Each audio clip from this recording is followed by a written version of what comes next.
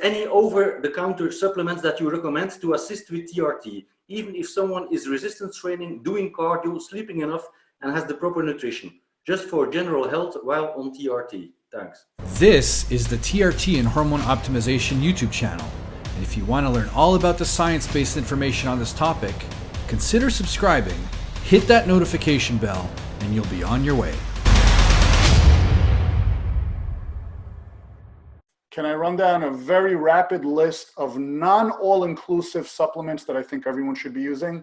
And I say non-all-inclusive because I'm sure I'm going to leave out one or two, and then someone's going to say, well, what about this? Why don't you recommend this? Well, I probably do. I just forgot to mention it. Okay, vitamin D3. Unless you live in the desert with your shirt off all day, most people are deficient, and it is an important hormone. It's actually a pro-hormone. So vitamin D3 is super important. Everybody should be, depending on where they're coming in, where they live, etc., 5 to 10,000 IUs a day, ballpark. Fat-soluble vitamin, take it with a fatty meal or buy one that has oil infused into it.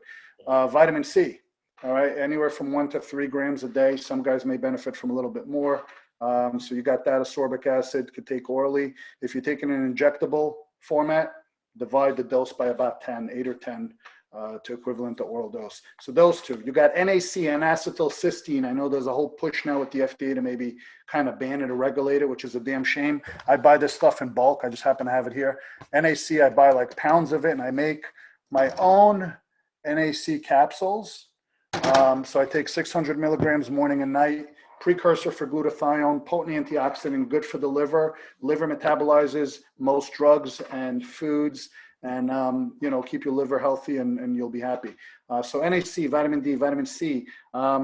Before we continue, if you appreciate the content we bring to this channel, check out the Amazon links in the description of this video. These are the links to the products we use, going from supplements, protein powder, pre, post, intra-workout, anti-aging cream, sunscreen, needles and syringes to inject, and so on. If you'd like to purchase one of those products, please use the direct link so that it will earn us a few cents as a tip, and you'll be guided directly to the products we recommend.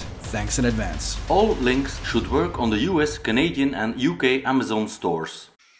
Berberine, I like better than metformin. If you need to improve your insulin sensitivity, non-prescription drug, no GI issues. So berberine hydrochloride is a nice one. If you want to get into some performance stuff, we already did a whole video about creatine monohydrate and its effects on myostatin and intracellular water retention and whatnot. Just make sure you're well hydrated, check your creatinine levels, make sure your kidney function is good. L-Citrulline is one that gives nice pumps. If you're going to go citrulline or arginine, these are just aminos. But he did mention performance.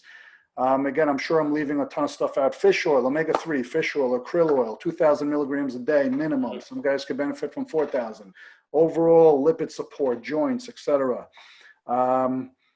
Selenium, 200 milligrams a day, good for thyroid support. Iodine is a good analog for T4. There's a ton of stuff out there. ZMA, very important before bed. Zinc, magnesium, B6, great bedtime supplement. 30 to 50 milligrams of pregnenolone before bed for guys on TRT. Pregnenolone and DHEA levels tend to drop. Pregnenolone is upstream from DHEA. That can help you with some sleep along with ZMA. There's so many. We can go about supplements for hours and hours, but that's pretty much a list of stuff that I take, and I think everyone can benefit from as long as they do it cautiously and they understand what's going on. Yeah. Jordan, something to add? I don't have much to add. I take all that. I actually stopped. I need to take ZMA again. I do take vitamin D3 with K2.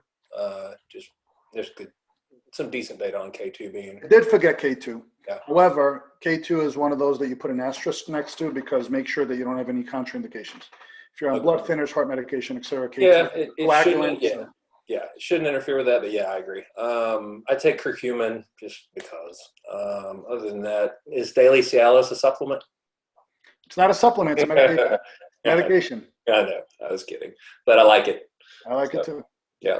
I consider that pretty important for a lot of guys. Those are the two biggest things I prescribe: testosterone and daily Cialis. Same. Yeah. It's what we put out the most of. It works. So it does.